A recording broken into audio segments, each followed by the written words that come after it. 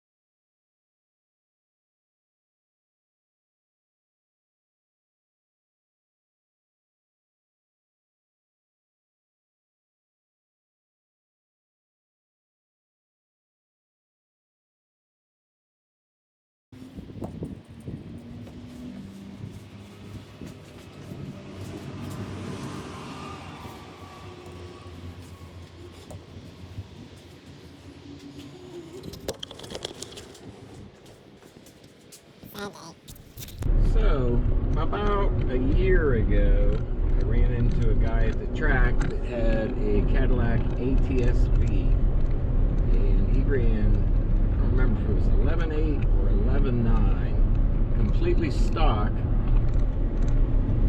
street tires, never been to a track before, just drove in, ran 11.8, 11.9, whatever it was. So, from that point on, started looking into the ATS-Vs. I was already interested in the new Explorer STs, but at the time the ATS-Vs were a good bit cheaper than the ST. So I spent pretty much all winter planning on replacing the SHO in spring with an ATS-V. So next thing you know, car prices are crazy. ATS-Vs went up $5,000–$10,000, so kind of put my plans on hold. Went through another season with the SHO. Probably put 150 passes on it at the track this past summer, but in the back of my mind, I was planning on putting it back to stock as much as possible. And I spent all summer trying to decide, do I want an ST, do I want an ATS-V? Kept going back and forth. I was watching the market, see which one I could get a better deal on. I won't tell you which one I ended up buying, we'll save that for the next video. But yeah, I finally pulled the trigger about 2 weeks ago, traded in the SHO, and surprisingly, after almost 7 years, I think January would have been 7 years between the two SHOs I had, I never got bored with the car. Loved it. It's always a good time. I like driving it, look forward to driving it every day. But I will say, whether it's Cadillac or Explorer ST, whichever one I happen to choose, surprisingly, I have not missed the SHO at all. Not one bit.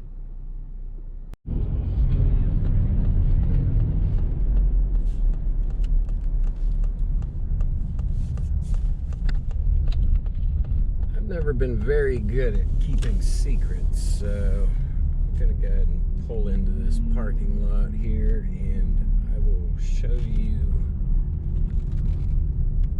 which vehicle I ended up getting.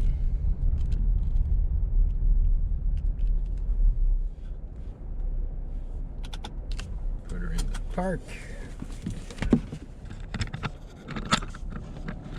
Let's see what we got here. Oh. Is it the ST?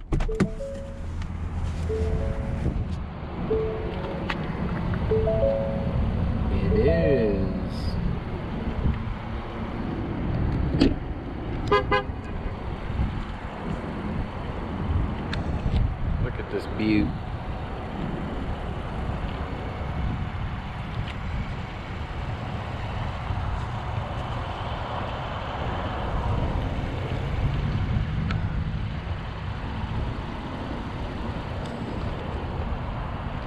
So pretty.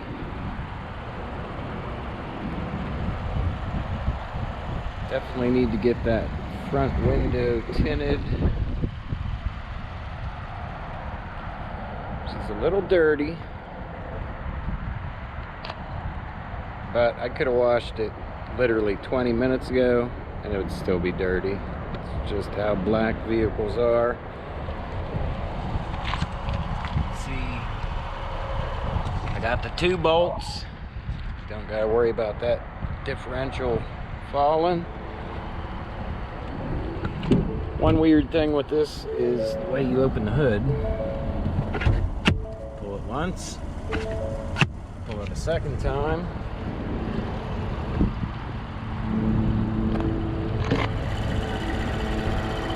And then, like a poor person, you have to use the prop rod to keep the hood up.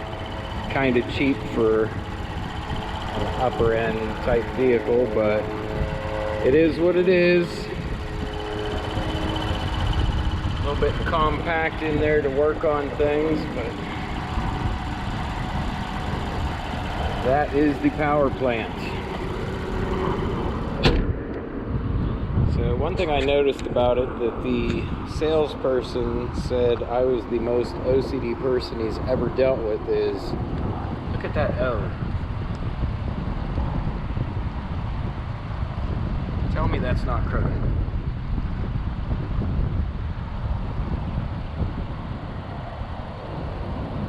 That O is crooked. I am not OCD. They could have done a better job with that O. Just my opinion. Look at that. Oh, she's so pretty.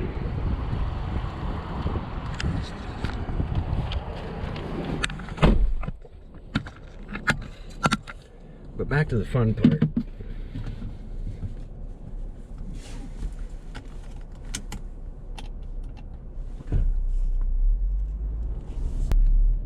Looks like this guy wants to race.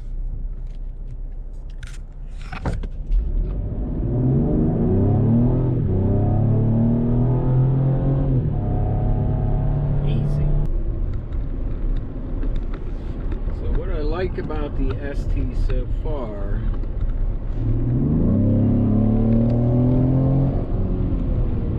I like that noise it makes. Very enjoyable to drive. Coming from the SHO, I do like how it sits up a little bit, not quite as close to the ground when you're sitting. Never a big fan of that, especially in traffic where you can't really see past the car in front of you. If you're looking to get an ST and you like techie kind of things, you'll probably be disappointed in the ST. The infotainment system is kind of clunky, slow. It's got some weird gremlins where, like, I have a USB with my MP3s on it. If I stop the vehicle, get out, go into a store, come back out, about half the time it will switch over to FM. It'll say that the MP3 player can't be found, and then 10 seconds after you start it, then it finds it and it starts working. The stereo, you're sick of hanging around, you like a travel. It's not awful, but it's not great. I've had better stereos in much less expensive vehicles. It's decent, but if you're really into stereo sound, you'll probably be a little disappointed in this. Steering wheel, very nice. Just feels,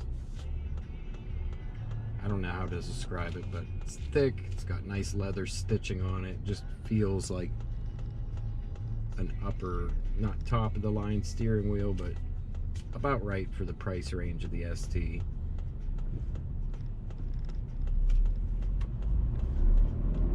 But yeah, there's a ton of options in here. My favorite thing is the massaging seats. had those in the SHO, and they made a world of difference on long trips. Anything over 4 or 5 hours, you'll definitely notice a difference if you run the massaging seats during the whole drive. We drive to Florida for vacation. It's about 14 hours each way. When I used to do it without massaging seats, the day after, it would feel like somebody just took a baseball bat and just smashed every part of my back and my legs. And since I got massaging seats in the SHO, we drove down there. Next day, didn't feel a thing. It was like I didn't even drive 14 hours the previous day. So that's a very worthwhile option to me.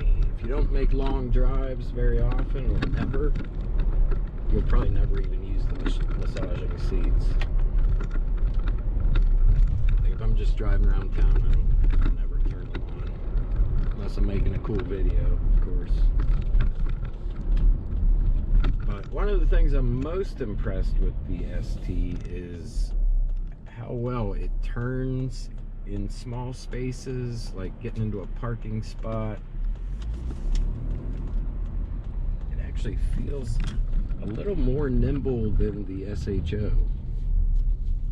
I haven't looked up the specs on turning radiuses or anything, but it just feels like it's easier to get into small spots.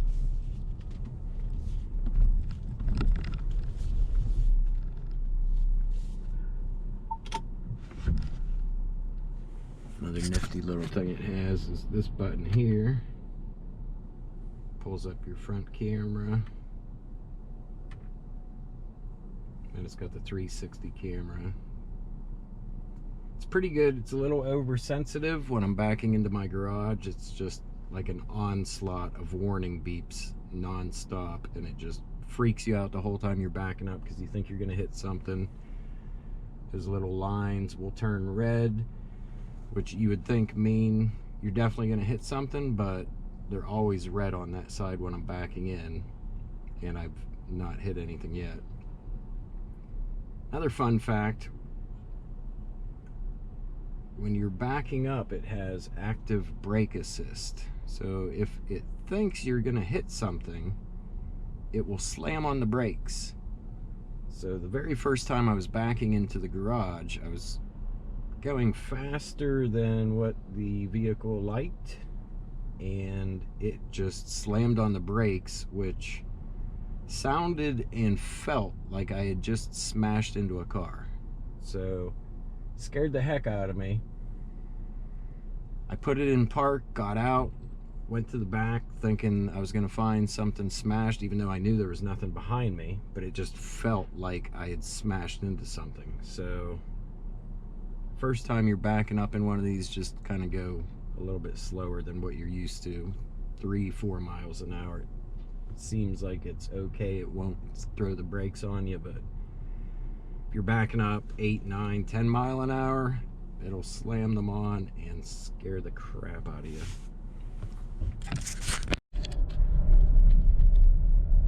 So one of the things I'm not a huge fan of, when you stop the vehicle, turn it off, and start it back up, it always goes back to normal mode of driving. So you've got normal, eco, slippery, trail, deep snow, sand, and my favorite, sport mode. This is where the fun happens. You can also customize it. Calm screen. I don't know what the hell that's supposed to be. Doesn't calm me down any. Have a little intelligent 4-wheel drive indicator there. I'll just show you which wheels the power is getting put down to. Tire pressure gauge. That's nice to have. Shows you all 4, unlike the SHO, which if any of them are low, you just get a light. The car's like, well, get your gauge out, fool, figure it out. One of them's low. Heck, maybe 2 of them are low. Maybe they're all low. Not gonna tell you.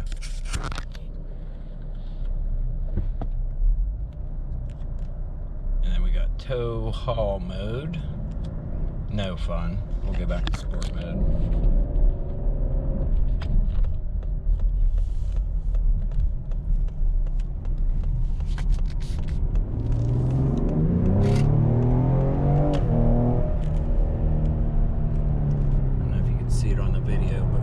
Gun it, the front end lifts up a little bit, just to give you that illusion that you're going faster than what you actually are. Kind of a big fan of that.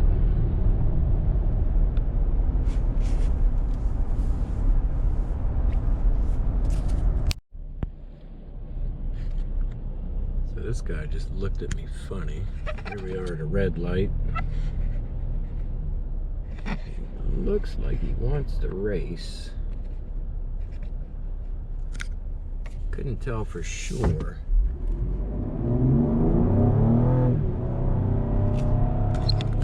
But better safe than a loser. It's about 10 o'clock at night. Still driving the ST. I just can't stop driving it. It's so much fun. Seriously though, I want to thank everyone who's watched my show videos over the last 2 years. Much appreciated. Plans for the ST are to treat it exactly like the show. I plan on going to the track just as much with this as I did with the show. I've already got an intercooler ordered. Hoping to have that. Get it installed hopefully January, February. Have it installed and get an updated tune by the time track season rolls around. But in the meantime, if anyone is in central or northern Ohio, my first trip to the track will be January 1st. Dragway 42 has a event called Hangover Nationals. It's rain, snow, sleet, sunshine, doesn't matter what the weather is, they're gonna run it. It's a lot of fun. Dial-in for everybody is 20.22 seconds this year. Last year, pretty bad weather. Track was icy, freezing rain. I think the best pass I got was 22 seconds. So anybody in Ohio, come on out to that. It's a lot of fun. You can drive anything. You could have a old Honda Accord, whatever, 25 bucks and get the race. So if anyone's in the neighborhood, come on out to that January 1st, Dragway 42. I think it starts 10 o'clock or 10:30, the gates open, something like that. But I will always be keeping an eye out every time I go to the track for other shows, and I will do my best to try to get lined up against them and get some races against some shows, because great car. I'm sure I'll miss it eventually, but so far this thing is just so enjoyable to drive. I don't find myself missing it one bit. If anybody is considering switching to an ST from a SHO, I can't tell you what to do, but I'm going to tell you should definitely do it. And if you have a tune for your SHO, what I did was I kept my SCT device, and as soon as I got the car home, I went and filled out I went and bought a tune off of Gearhead. For the ST from Gearhead, you can buy the 93 auto octane tune and the E30 tune, both of them 250 bucks. So 2 tunes for 250 bucks if you already have the SCT device. Can't beat that. So I'm not going to tell you how to spend your money, but if you're thinking about getting an ST, just do it. They are awesome. So stay tuned for videos coming up in the next couple weeks. I'll do maybe a draggy video, show you what my times before and after are, and a couple other things. So stay tuned.